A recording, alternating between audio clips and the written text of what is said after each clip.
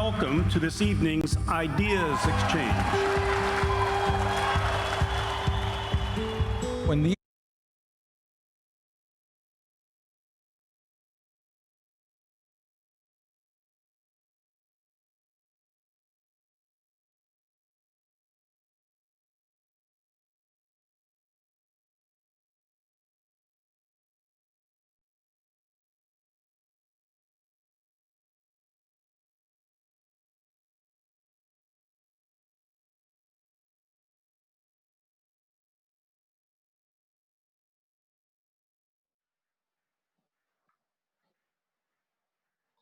Hi, I'm Jeffrey Fleishman, foreign editor for the Los Angeles Times. Thank you all for tuning in to Ideas Exchange, the LA Times series where we invite some of the best creative thinkers and thought leaders to join us for a conversation about their work. Our guest tonight is award-winning journalist and author Masha Gessen. They are the author of 12 books, including the National Book Award-winning The Future is History. Masha are here tonight to discuss their newest book, Surviving Autocracy. You can order a copy of Surviving Autocracy with a signed bookplate from our partner and one of LA's favorite independent bookstores, Skylight Books. And now let's get to the conversation with Masha. Welcome. Hi, Jeffrey. Good to be here. It's actually 11 books. Just, I'm not going to get ahead of myself. Okay. As you did so well in this book, describing the times, I find, as we're writers and editors, is just, it almost defies description. You look for a metaphor or all kinds of things to put these moments into perspective. And how would you say, with the virus, the protests, and other things that have really buffeted our times, what will be the short-term and lasting impact, do you think, on what we're looking at today? I don't think that we should be in the business of making those kinds of predictions. I mean, it's hard. It's incredibly tempting, and of course, that's part of what people look to us for is a kind of fortune telling. But I think there's a fine difference between sort of trying to register and describe what's out there right now and talking about what the impact will be. I mean, we don't know. Right? I think we're witnessing extraordinary times. I can talk about the dangers and opportunities inherent in these times, but I really don't know what's going to happen, and I'm not going to pretend to know. So briefly, some dangers of the time. I think that we're the pandemic in particular, which I almost just caught myself speaking about in the past tense, which is, of course, what we've started doing in the media. Kind of, there was a period that was marked by the coronavirus, coronavirus everywhere all the time, and now that media moment has passed, in large part through the sort of the theatrics of the White House, which have put it behind us. We no longer see the White House press briefings. We no longer see Dr. Fauci. We no longer see Dr. Birx. We're no longer riveted to COVID updates. So it is as though, as a spectacle, if not as an experience, it is behind us, right? But anyway, the dangers of the coronavirus period, I think, are that we have been isolated.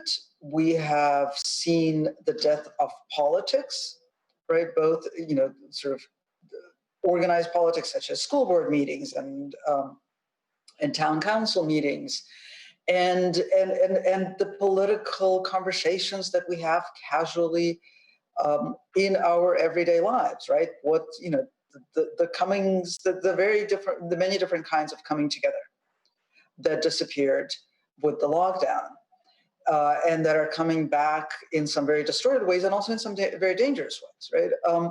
So, in a sense, for the 2 months of lockdown, what we saw was almost, but for a very different set of reasons, almost a textbook authoritarian state.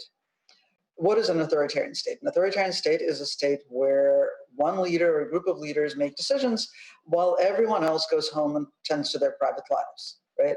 And in an authoritarian state, nothing is political, which is what's different about authoritarianism from totalitarianism. In totalitarianism, everything is political. Under authoritarianism, nothing is political. And so for a very different set of reasons, we saw almost a perfect model of authoritarianism, right? A group of men making decisions with very few checks on them, very sort of demonstratively, and the rest of us literally tending only to our private lives. Right? And we also experienced practically terror, right? Not state terror, but the kind of terror that creates extreme anxiety and that tends to benefit autocratic rule. So that's on the one hand. On the other hand, we are looking at protests, and I think that protests are not mere protests, right? The sustained, ongoing protests all over the country, and in fact, all over the world, are really an extraordinary event. And I think it's not an overstatement to call them a revolutionary moment.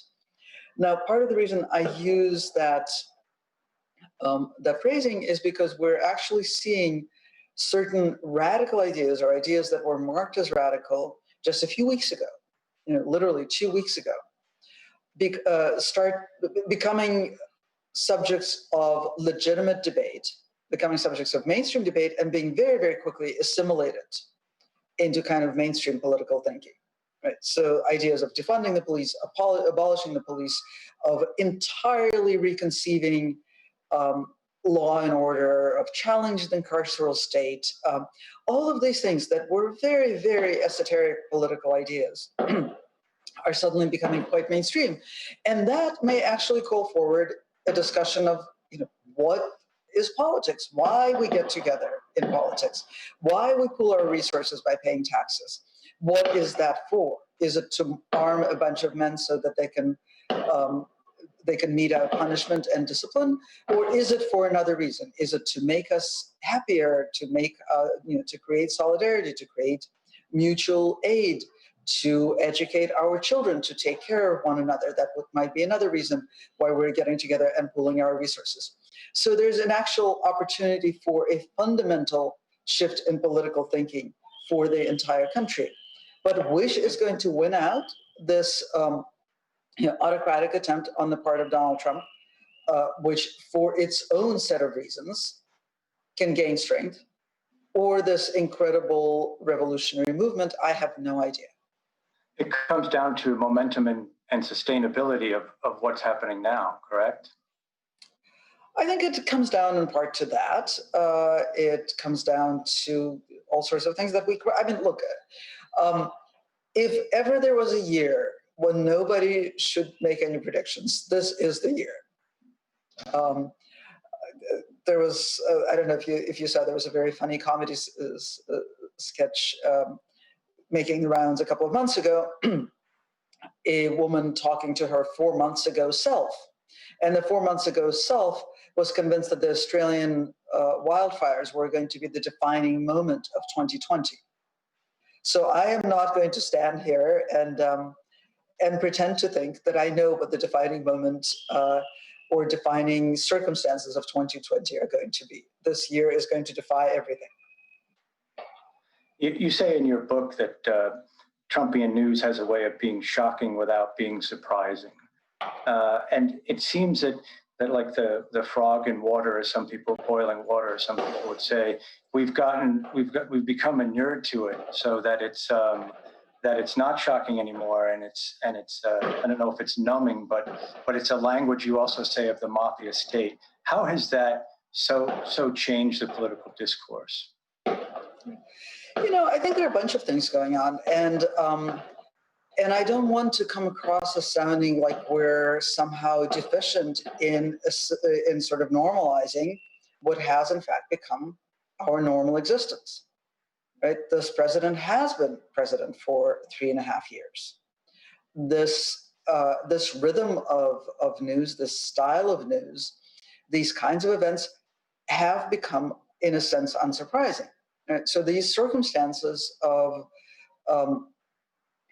every week having a series of revelations or events or Trump statements that are shocking without being surprising, this pattern is established, and it would be strange if we reacted to it as freshly as as perhaps we want to, right? I mean, the outrage cannot be as immediate and as fresh as it was 3 years ago, because we do have memory and we do form certain kinds of expectations. So I think we in the media have a duty to resist normalizing certain things, but that job is incredibly difficult because, and I write in the book about the trap of the Trumpian tweet, for example, or more broadly, Trump's statements, because he does some very complicated, in very simple ways, he performs some very complicated tricks. Like, for example, he uses words and phrases and assertions to mean nothing, as in he says things that are entirely nonsensical. Like, for example, today he talked about the great scientist who developed an AIDS vaccine. Now, as we know, there's no AIDS vaccine, and while there are certainly great scientists, none of them have developed it. That ridiculous statement will probably, this is a prediction, will probably, like some of Trump's other ridiculous statements, be walked back as a joke or as hyperbole.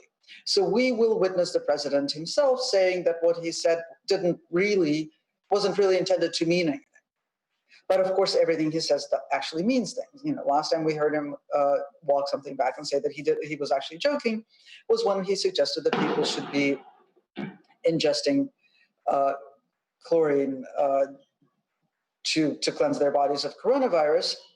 And then he said he was kidding, but by that point, poison centers around the country were overwhelmed with calls from people who had either done it or were considering doing it.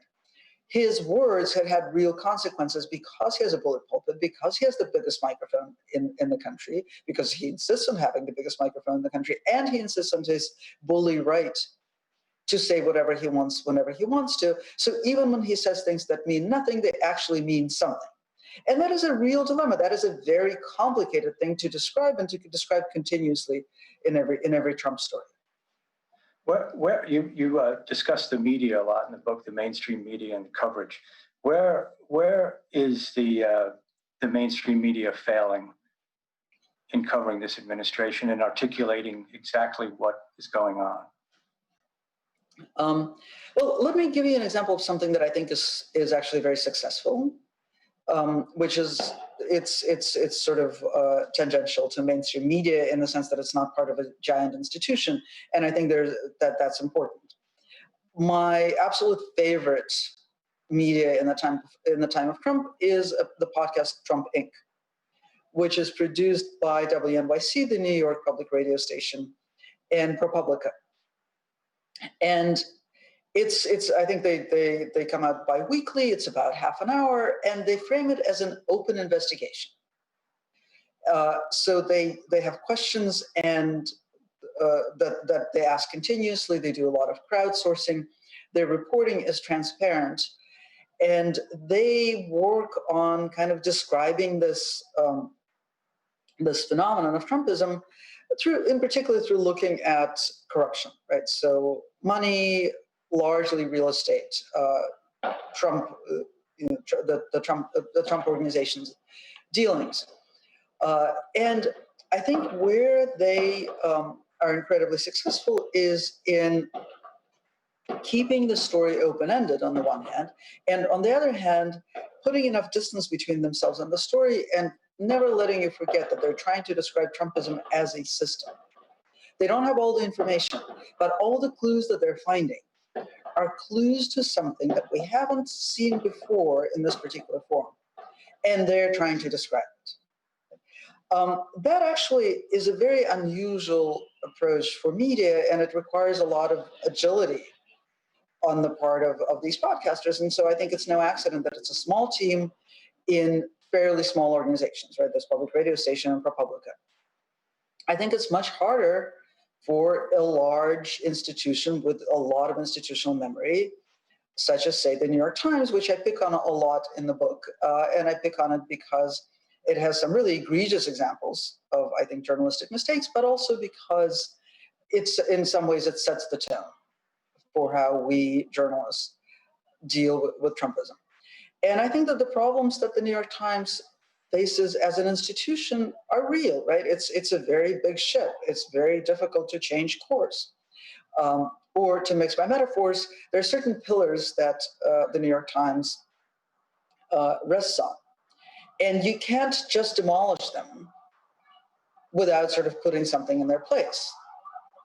And these pillars are the objective style, which is a tone of extreme restraint, which is the style of writing stories as pro and con arguments, the two sides to every story kind of approach to reporting, which I don't think is terribly productive, but it is a huge part of that institution. And it gives us stories like Trump says testing no longer a problem, governors disagree, which really, as my friend epidemiologist and inveterate Twitterer Greg Gonzalez pointed out, is just one step short of saying Trump says Earth flat, scientists disagree. It creates the illusion of the possibility of arguing about facts. It places a lie and factual, knowable reality on the same scale and creates an equivalency between them. And those are the ways in which we sort of habitually go wrong, and those are the ways in which we normalize Trump.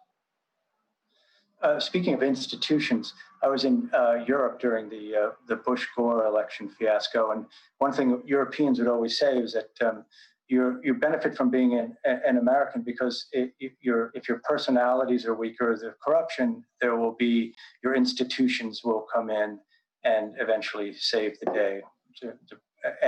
But now it seems that our institutions are under attack and diminishing in the eyes of the public and what they stand for. I think Americans, a third of the book is about that. A third of the book is about how institutions have not and will not save us. And Americans have this extraordinary faith in institutions. And I use the word faith intentionally. It's kind of a religious, it's a civic religion. Americans think that the founding fathers created such a perfect system that all we have to do to sort of stay on course is maintain those institutions and rely on them. I think it's, in some ways it's naive and silly. Nothing that was designed 250 years ago is a perfect system. Nothing's a self-repairing system. But it also ignores some really important things. One is that institutions do not exist in a vacuum. Institutions are fueled and enabled and challenged by the society that they exist in. And a very good example of that is what happened with the travel bans. We saw a robust reaction from the courts to the first Trump travel ban, which came out a week after the inauguration. And immediately, a number of federal courts issued injunctions against it. And part of the reason it was so fast and so definitive was because there were so many protests and so many lawsuits, and sort of all of civil society placed the right kind of pressure on the courts to both enable them and urge them to act. And then the protests kind of died down, and public attention to the issue kind of fizzled as Trump went on with travel ban 2.0 and then travel ban 3.0. But there was also something else going on, which is that Trump was acting in relationship to the judicial system in a way that no other president has ever really acted. Right? He started denigrating the judicial system. He was tweeting all sorts of insults about judges, and he also introduced travel bans 2.0 and 3.0, which are very, they're like the way that a New York real estate developer will approach City Hall when his application for a variance is turned down. He'll go to talk to somebody. He'll maybe see if there's a way around this. He'll maybe call the back alley, a street to get around the air and light requirements, and he'll get this thing done because he views regulations, he views laws as obstacles to be overcome. We're not used to presidents who view the judicial system as an obstacle to be overcome. We're used to presidents who accept it as part of the system of checks and balances on their power, and who, when an executive order is deemed unconstitutional, will step back. They may think it's unfair, they may think it's wrong, but they will step back. That's the compact. And Trump is oblivious or resentful of this compact. And our institutions are not designed for that. They cannot withstand a bad faith actor. Is it possible to create an institution that would actually withstand a bad faith actor? I don't think so. I don't think that's actually like a solvable problem. I think that political institutions, by definition, depend on the good faith of everybody who's participating. Hence his fascination, and you spend time in the book with this too, on Putin and Kim Jong-un and Viktor Orban and MBS in Saudi Arabia. I mean, he senses a brotherhood with them, or a sense of that this is how you run a government, and everything is the gravity toward me. Absolutely, I think that he thinks that that's what power looks like. And we've been obsessed with his relationship with Putin, whatever it is. But there's not a whole lot to justify being obsessed with his relationship with Putin over his relationship or the way he relates to any other autocrat that comes across his screen. Right? He has an unerring nose for them, and he has unfailing admiration for what he calls their ability to control a country, right? He said that about Kim Jong-un. He said that about Putin. Look at the way that guy controls things. He expressed admiration for Duterte and his so-called war on drugs, which was basically a system of inciting and delegating violence, extrajudicial violence in the Philippines. He was immediately drawn to Bolsonaro. He has given Benjamin Netanyahu more than Netanyahu has asked for. So he just loves these guys. He wants to be a member of their club. He recognizes them as his own kind. Mm-hmm. In the book, also sticking with Russia for a bit and the Russia investigation, you explore that. I think there's the heading on the one chapter is Mueller did not save us, and so many people had so many hopes that was going to happen, that some type of institutional justice or exploration was going to set things right, and the truth was going to come out, and things would be revealed. Where did Mueller do well, and where did he fail us as far as public perception goes about airing all what had happened? Where do I start? I mean, to start with, the extreme obsession with the Russian investigation was, I think, a bit of magical thinking. Because if you thought it through at any moment, you kind of couldn't game it out to the end of the Trump presidency, right? There was nothing that Mueller could have possibly come back with that had to do with Russia, right? That would have, for example, as I think people sort of subconsciously hoped, that would have invalidated the results of the 2016 election. That wasn't going to happen. But I think there was this irrational hope that he was going to do it. I think there was also a lot of sort of cathecting onto Mueller was really disturbing to me. I mean, Mueller he ran the FBI for a record 13 years. He ran the FBI after 9/11. He turned a domestic police institution into a spy agency. He, he turned it into an agency that tortured people. Mueller is not a guy that that deserved a whole lot of our trust. Mueller You mentioned the press had a love affair with him to an extent. And the press had an absolute love affair with him, with everything from his restraint to his Brooks Brothers suits. I found it incredibly unsettling and creepy. But why did the press go that way, do you think, given that they knew his history at the FBI? I think the press are very forgetful in some ways.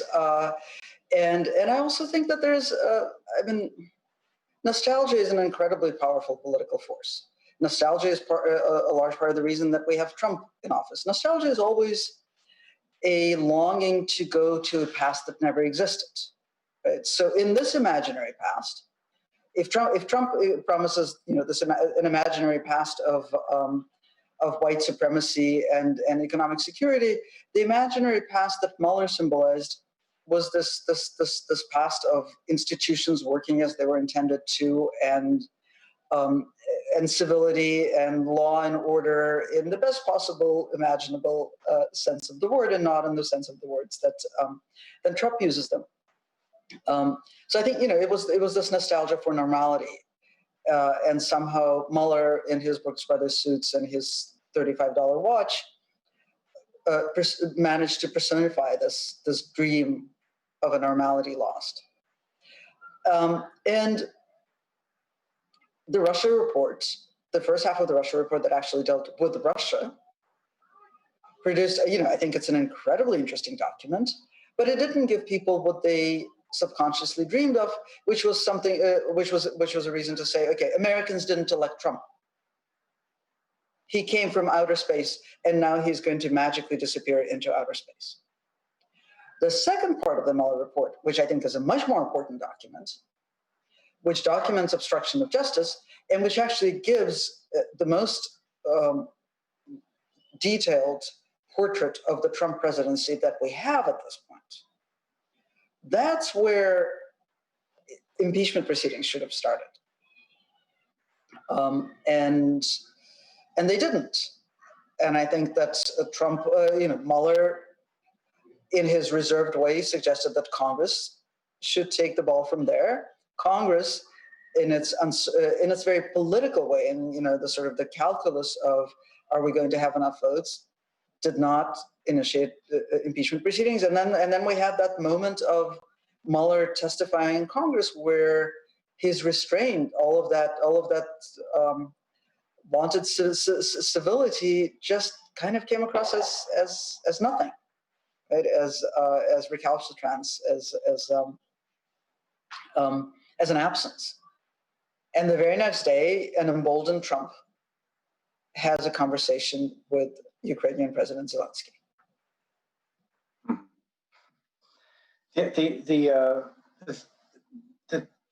One of my favorite phrases in your book is word piles.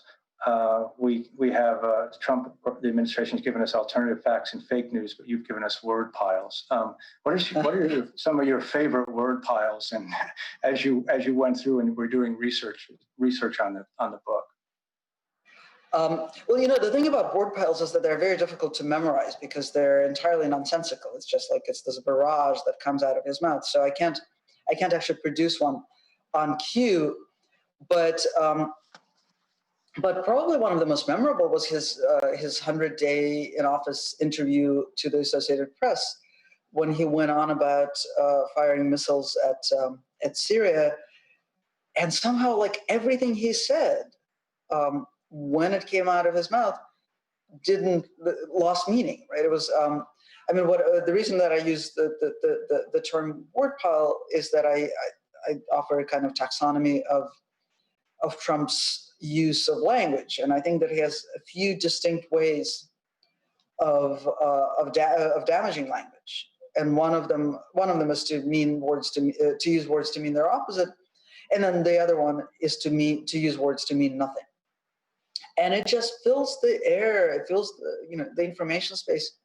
with static. It's like we're constantly walking through haze, like in a very polluted city where you can't really see, right? Because the air is so thick with particles, and every so often something comes into focus, and then immediately it becomes hazy again. I think that's kind of the experience of living as a news consumer during the Trump presidency.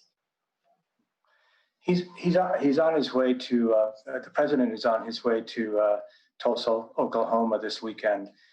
He was going to give a rally on Friday, but that was Juneteenth Day, and he took a lot of criticism and pulled back, and the date was moved.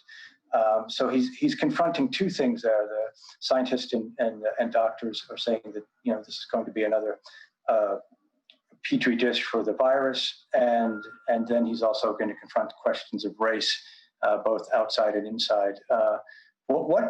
It's again another provocation, but this time, as with the coronavirus when it started too, he's provoking, at least when it comes to the coronavirus, something he can't control. And that's, I think, is what's been happening with his presidency since then. There's something out there that he can't wrestle in or tweet and bring any substance to. I don't know that that's entirely true. I mean, sort of on the facts of it, of course, he can't tell the virus what to do. So in that sense, he can't control it. But think about the extent to which he has been able to control the way we relate to this pandemic. I mean, that's where our conversation started, was that I caught myself about to refer to the pandemic in the past tense. I know, and you know, and everybody in the audience, I hope, knows that this pandemic is probably in its early stages. We know this because we can read and we can think and we're somewhat familiar with the science. And yet our experience of it is that it happened, and maybe there will be a first wave, but all of us on some level hope that maybe there won't be. And anyway, somehow it's in the past. And even my state of New York, or the state where my father lives, Massachusetts, those states are reopening. They're reopening the economies in ways that are clearly not advisable, right? It's premature. We're not ready for them. We're not ready. The papers that were coming out, even of the White House back in April, that said, for example, that we need to have massive testing in order to be able to even consider reopening. We're not up to those standards, and yet we're all reopening. And so that's actually testimony to the extent to which Donald Trump has been able to control our experience of living through this pandemic, despite obviously not being able to control the virus or even understand very much about the virus. But do you think the numbers are beginning to seep in? I understand the point about we are reopening and people are out without masks, but it seems like the gradual accumulation is beginning to take hold of where we are. Or do you think not? I don't know. I don't have a sense of that. I was upstate for a couple of weeks, and I just came back 2 days ago. And yesterday I went, I rode from Harlem, where I live, down to Brooklyn, and the number of people sitting outside of restaurants. Restaurants have set up outdoor spaces. People are eating and drinking there. They're not supposed to be doing that. That is, New York City has not officially reopened to that extent. The number of people, particularly, I noticed young white men without masks in Manhattan, is staggering, right? And I think I think there are a lot of ways in which we have completely failed to have a conversation about this pandemic, and individual experience, even of absorbing the numbers, or worse yet, but of course much more effectively, absorbing actual losses, but whether in people's own families or adjacent to them. That is not a substitute for having a political conversation, for having a conversation in society. And while I'm on the subject, I think that one of our big failures is that, as we usually have with American political conversations, we have had this conversation almost exclusively in terms of individual responsibility. Sometimes individual responsibility, as a kind of magnanimous gesture toward other people whom you're protecting, but still individual responsibility. In the 3.5 months that we have actively been talking about the coronavirus, we have yet to have a conversation about us as a society, setting a kind of society-wide agenda for how we deal with the pandemic. Why haven't? In the absence, why haven't we? I think because it's not part of American political culture, and it would take actual political leadership to shift it. I don't think we're incapable of it. I don't think Americans are too stupid to have that kind of conversation, but it actually requires, an articulation of the way that we should be thinking differently about this. And it can't come from me talking to you on this webcast or somebody else. There are lots of smart people who have written articles about this or talked about it on podcasts. That's too small. That is not a substitute for actual public politics, and we don't have that. One of the chapters in your book deals with the power of moral authority, and you mentioned AOC and Václav Havel and his comparison to Don Quixote for somebody holding up a mirror to society, and sometimes those people are ridiculed. What are the pressures people today face in America and around the world, really, in Europe and other places about calling out moral authority to absolute power? I mean, it's been going on for centuries, but what are the dangers? What are the pressures they're facing, and how?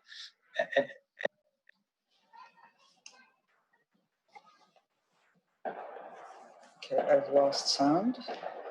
Hello? Oh, yes, now I can hear you again. What are the pressures that they're facing?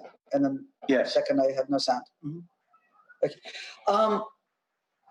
That's a great question, because of course there's now this media debate. It probably feels much larger to me than it does to most people, because it's like this New York media brouhaha. But there's a big conversation going on about moral clarity, which is it's a phrase that the journalist Wesley Lowery used in reaction to the New York Times publishing an op-ed by Senator Tom Cotton, who was advocating the use of the military to quell unrest during the protests. And the New York Times, went into that incident with its whole kind of let's show both sides of every argument ethos, and it framed the argument as use military force, do not use military force. Well, if you frame the argument that way, then you have then the two sides are use military force, do not use military force. There are lots of other ways to frame the conversation about the protests. But Wesley Lowery tweeted, they have to stop with this objective to both sides. I can't remember what he called it. And it's time for moral clarity. And so there's been a lot of pushback to that, because I think that, and from sort of the liberal conservative wing especially, right? Not the really right-wing conservatives, but people like Andrew Sullivan wrote a very long piece, and there have been a number of other less articulate pieces, sort of pushing back against this idea of moral clarity. And I think that moral clarity is always inevitably a challenge to things that we have come to expect that we shouldn't have come to expect. Right? Moral clarity is, or moral aspiration, as I talk about it in the book, is always an invitation or a demand to imagine a better world. But a better world is a different world. It's not the one we live in. And so the debate that we're witnessing now about, around moral clarity is really about the limits of the imagination. And people who feel comfortable living in the current state, even if they don't like Trump, but basically feel comfortable in this country as it is constituted, in this country as it was constituted before Trump came along and that made Trump possible, are extremely uncomfortable with the idea that actually it is necessary to imagine an entirely different political future for this country, which is, I think, what Wesley meant by moral clarity in a way, and certainly what the politics personified by AOC are. So that's a challenge. These ideas are revolutionary, and Trump, of course, he perceives the danger of those ideas because he knows, I think, instinctively that that's how he can be brought down. He could not be brought down by the dominant technocratic wing of the Democratic Party. No amount of arguing that a good resume is better than Donald Trump is ever going to carry the day. What could carry the day is a vision of a glorious future that can actually counterweight his vision of an imaginary past. Well, we have to recharge our imaginations at that point, right? A lot of people have been searching for this moral clarity or trying to find it, but feel like it's been stymied, or the path toward their imagination has been so blotted out by this numbingness they feel every day that in political discourse we don't have much imagination anymore, except from a few voices. Right, and that's the real tragedy of a time like this. Autocrats, and this is something that is not specific to Trump, but aspiring autocrats create this kind of state of high anxiety. Right? And he does it masterfully. He does it through so many different means, but just the amount of news that he produces, and contradictory news, and scary news, and outrageous news. I mean, we're all living in what some psychologists call, a state of low-level dread. It's like we're able to function most of the time. We're kind of able to do our jobs, but the work of thinking about a future, planning for our own future, and planning for the future of this country, that's just too challenging for an anxious population. So it's really, really hard, but that's our way out. Well, one of the people who did imagine one, and you quote him eloquently in the book, was Langston Hughes, when he writes about let America be America again. Oh yes, I say it plain, America was never America to me, and yet I swear by this oath, America will be. That's a profound statement of hope given from one who experienced anything but much of his life. It's really one of my favorite poems, and there's so much in that poem which kind of ends the book, with permission from the estate from Langston Hughes, because it encompasses this idea that there was something really beautiful to the way this country was conceived. And it doesn't contradict what we're coming to, the understanding that we're increasingly coming to as a country, right? That understanding that we should have had all along, that there's a fatal flaw in the way this country was constructed. And it's a fundamental tragedy that and a structural tragedy that we need to address. And yet there was something incredibly beautiful about the way it was conceived. And those two things are true at the same time. And we can try to hold on to one while taking apart the other. And then maybe we will end up in that glorious future that they envisioned, that he envisioned, and that some of the people who are in the streets right now envision. Well, that's how you end the book. You end the book with a question: will we commit ourselves to reinvention? And that's exactly the reinvention you're talking about, correct? Correct, yes. I'll take some audience questions that came in. The first one is from Ditani, and she asks, can the Russian autocracy ever be overcome and democracy established in Russia? Yeah, I mean, the simple answer and the only correct answer is I don't know. But I just want to challenge the assumption that underlies that question, which is that we can know that some countries are just not suited for democracy, and others are. And I have two problems with that. One is that, countries that we think of as democracies, by and large, were not democracies before they became democracies. And so there's a little bit of a kind of national character idea there that I find not to my liking. And the other is that the question assumes that we know what democracy is. And I don't think we do. Democracy is a dream. Democracy is the idea of a government of the governed.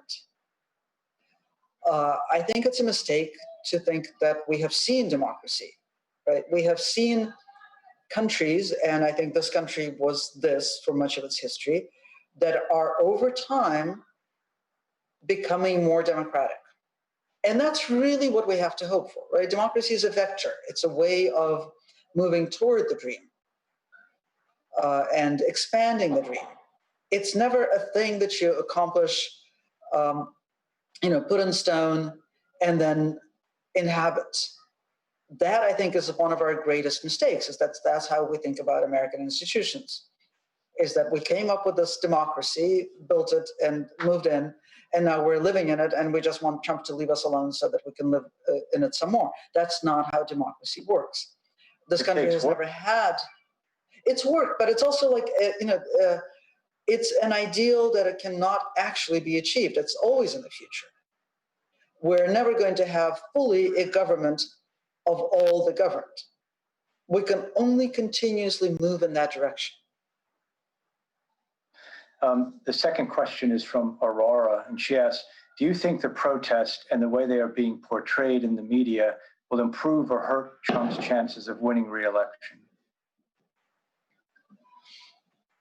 I don't think we know enough about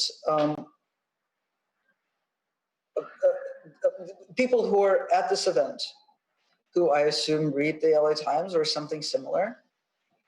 I don't think we fully grasp the experience of living in the Trumpian media universe. I don't catch glimpses of it very often, but when I do, it's terrifying. Like yesterday, I got a text from this lovely, lovely woman who I rented a house from on Cape Cod for a couple of months. And she said, I hope that protesters haven't damaged your neighborhood. And of course, protesters are me. Protesters are my daughter, who's been out there in the street since literally day one, right? But she, in her little suburban house, is seeing all this footage of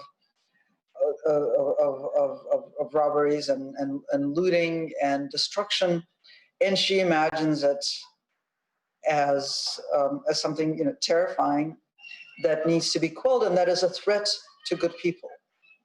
Right? She likes me and she wants me to be safe, and that's why she texted that. So that that's scary. I don't know how much we can do about that, and I think that the biggest damage has certainly being done not in my media universe, which is what a majority of people in this country live in, but possibly not a large enough majority. The next question is from Anne. Is it possible for any individual United States citizen to transform herself to resist the lure of autocracy?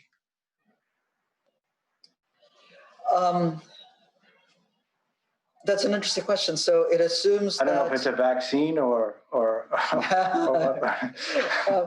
Well, it kind of sounds like the person really feels the seductive lure of autocracy, but is asking, how do I get treatment? I don't really think that that's exactly how it works. But I think if I can interpret the question a little bit more broadly, how do we resist? I mean, it's never been easier. There are protests all over the country, right? And I think it is really essential that these protests continue. They need fresh blood, and they need, you don't necessarily have to be out in the street if there are whatever issues are stopping you from being in the street. But there are so many different ways at this point to support this moment and to make sure it lasts and takes us through to November. Right? And even more broadly, the basic prescription for resisting is to act with others. There's no other prescription. There's no specific thing that you need to necessarily be doing with others. But it's definitely acting with others and doing it offline. Offline. In the streets, right? Well, it doesn't have to be in the streets. I mean, maybe it's like ordering pizza and delivering it to the protesters. It's not exactly in the streets, right? But it has to be offline. What do you think, along those questions, let me ask another observation. What about our society is so online? How do we get offline at the pivotal moments? It seems like we're offline now, but it's interesting because society is headed in another direction. At least how we communicate, how we work, how we do things. Well, I mean, it's an interesting question to consider in the middle of a pandemic, or at the beginning of a pandemic, or wherever it is we are. Obviously, this is, we're online right now, Jeffrey. We are, my entire book tour is online. So it's a funny thing for me to talk about. And obviously it's great. It's amazing that we have this technology, which is an amplifier and an accelerator. But it's an amplifier and accelerator of things that exist offline. I don't think you can have politics per se online. You can have them amplified, you can have them accelerated, but and maybe I lack the imagination for politics online. But I think that for politics to happen, you have to have people working across differences and reaching agreements or landing on ideas across differences. That's what a polis is, right? A polis is people of difference. And I don't think that we're motivated online to build connections and to build ideas across difference. Because when you're stuck in a room with somebody, you really are motivated to find a way to talk to that person. When you're in an online forum with somebody, your biggest motivation is to make the loudest statement possible and slam the door. Right? And I think those, the sort of the animating forces of discussion are the exact opposite, online and offline. And I think that the online animating force is fundamentally anti-political. Next question from Michelle. Returning to what now feels like ancient history, why has Donald Trump acquiesced to Putin on so many occasions and hid the content of his conversations with him? Look, I don't like this line of questioning because I see a subtext in it, and maybe I'm wrong, so forgive me. But I think the subtext is that there's a secret, right? There's something we don't know, and if we could only figure it out, what Russia has on Trump or whatever, then we would have the secret of the Trump presidency. The Trump presidency does not need secrets to explain it. It's all out there in plain view. Right? Out in plain view, this man declared his intention to destroy government as we know it and has been very successfully doing it for 3.5 years. Out in plain view, this man declared his intention to use political power to make more money, to use the money to accumulate more political power, and has been doing it very successfully for 3.5 years. It is all out there. We don't need additional information to understand Trump's motivation or to appraise his actions, right? And that there's a wonderful Bulgarian thinker named Ivan Krastev who talks about the difference between secrets and truth. Right? Secrets is something that has to be revealed, and truth is something that can be known. So I would really like to deal with things that are knowable, and in particular, things that we are observing and we can discuss as we know them. Now, to answer your question more substantively, now that I've taken down the intent, I don't know. He seems to like other autocrats. He seems to want to give them what they want. He acquiesces to them, and sometimes even, as I mentioned with Netanyahu, he gives them more than they asked for. I'm not surprised. And final question from Hilda. What are some strategies and or tactics that we can use to help educate others about what is an autocracy and the dangers of living in an autocratic society?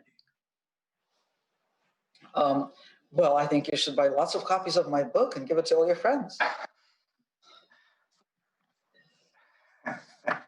Okay. Well, thank you very much for your time and spending time with us. And hey, one quick question before we go: what's it like doing a book tour online? Well, you know, the best part of a book tour is having a hotel room to yourself, and that is completely gone. I'm not. My children are no longer as young as they used to be, but my heart really goes out to friends who have small kids who had books drop during this period, and that incredible reward that you get when it's just you and readers and the magic of a hotel room. You don't get that. It's definitely better than nothing. It's interesting to have conversations, but you know, I mean, writing is such a lonely occupation. And then once every few years, you actually go and talk to people who maybe have read a part of your book, and that's amazing. For me, it's part of what motivates me to keep going. So it's actually really sad not to be able to see anybody. Yeah, have you had any terrible internet connections or things where you've had to, just in the logistics of doing things like this, that have been disconcerting? Yes, I had Zoom just decide to completely give out on me during my last event, the one that was in San Francisco, and so I was doing it, like it refused to work on my laptop. I was doing it on my phone, and then it turned out that if a call comes in while you're on Zoom, you will automatically be muted. And then I was trying to tell somebody into the phone that I can't talk, and then I froze in that extremely unattractive pose of being extremely close to the very close to the camera, and like very emphatically saying, I can't talk. So it was just awful. Well, I wish you good experiences in your magic hotel room in the future. Thanks for sharing time with us. And thank you so much, Jeffrey. Take care. Thank you. Thank you. Bye, everybody.